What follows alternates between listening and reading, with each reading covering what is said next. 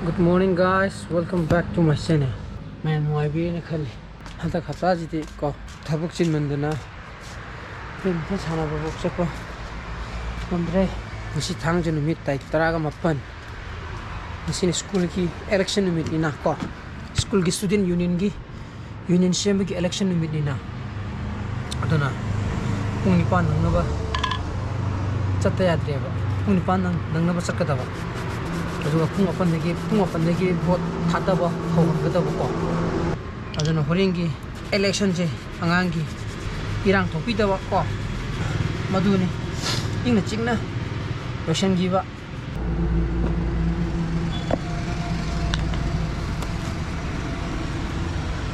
뭐라 깝사바 하더니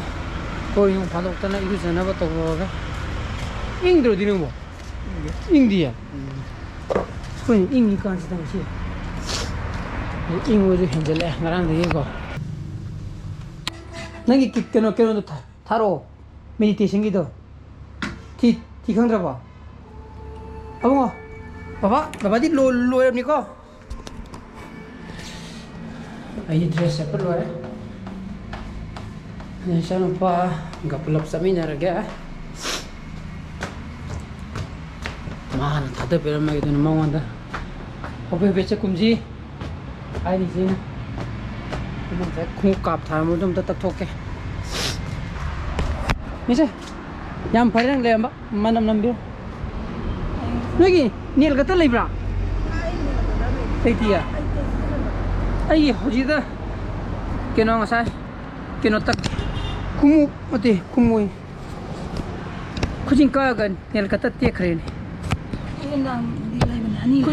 kunindangdi haitida kunindang kabut adana horen chali je vote election loiraga ko vote ngasi dum loinumu haidoktunina vote se counting nung toraga aduna modu loijubu leyo haidura koi duty taribo ozamya adubo leyo di haigadabdi male sum khan bada ko if by chance I did Iran Togadi control Tonaboko, Natagadi, election committee to Nakatan, Togudi Aroko. I do in a command in a sack no harido from one of the balcony condemnation. Oh, yeah, popons. Very Sanopa, Dogo for a Tagada Male, then a Kobaga. Lobby na di pau phona jina aina re bako de horengi to dara pau phona ra se horengi to pau da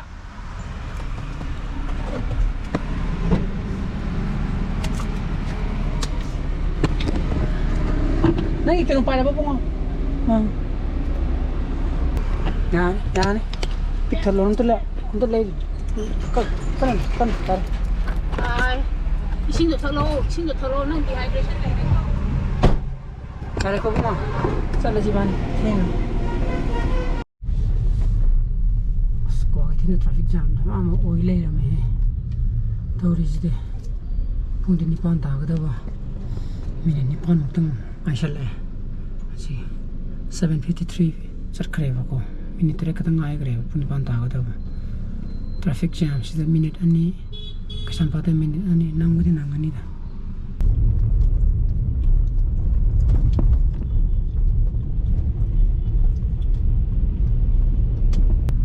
Sundrani ne 68 second wali ba ko nangani chara shiwa de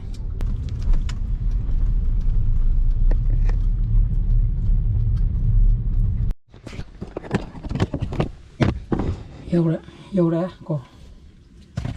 then school campus ta lehoba satra gai bo thada andone ko adugini then ta samugi ga then बहुत ही पुंग अपनी thada ba khogodam ne ko angang leina I45 ki manung le school la jangan ba ba adugini je I25 tasala ka saga tin ba hora mangjin thadana chali hai tare or Monday the recovery and a laptop pura Hoseki on a lit certificate will be given on Monday Harau Pusudum Yare, serial number 3, Bipin Chandra Ahom Sangmam.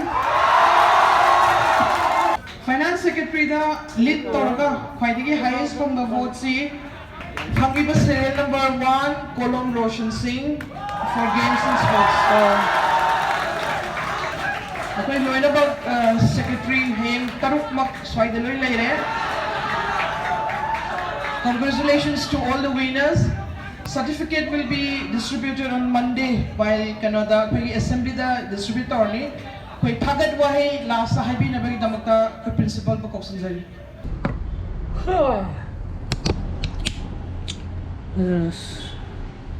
Saya na yung dayo re ko vote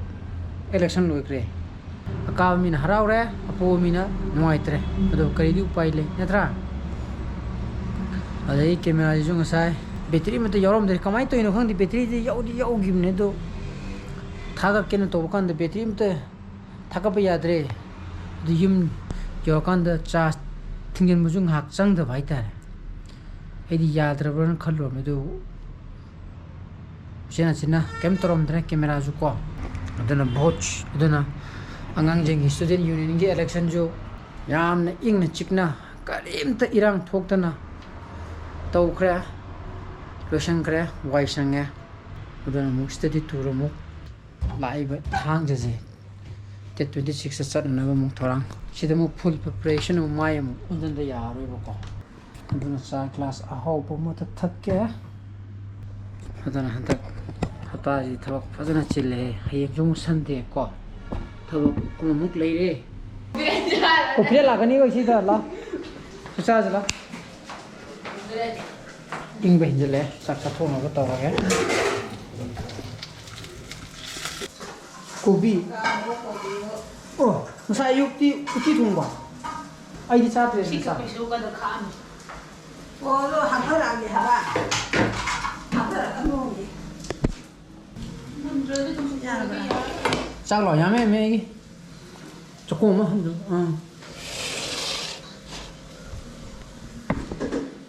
saya di sekolah tu lunch pack piye bako lunch pack pi jika anda cakla ni na bora kang sa kintin da sa bora thakchulu ba adu ek thakbulu ga thola ka anda lunch pack pi le na an pi ni na her khang ya bako mot pungoi lu ga pi ga man hek lu ba pula tasal pu se pi bai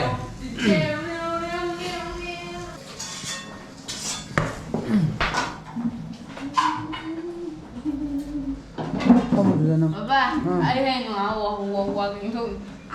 Terus ada ni. Gari am kung no thawe me bung inga sorok ni na keno to di phaye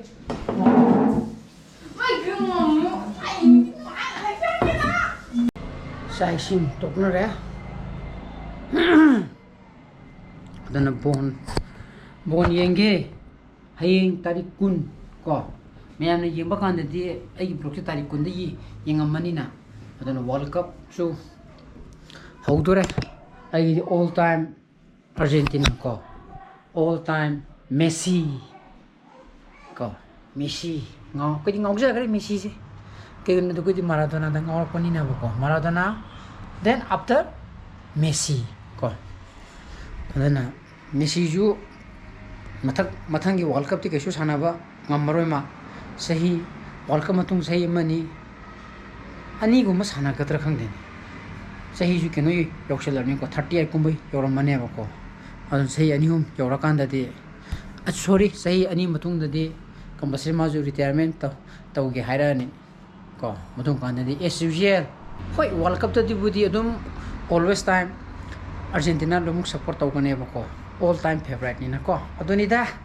aduna mayam ai ngasi blog de matai lo senjera-ge ai gi blog su pam thogadi like to biramo share to bio ano views oi biramo subscribe to biramo kon channel pa sile bio so please be safe and be healthy bye bye good night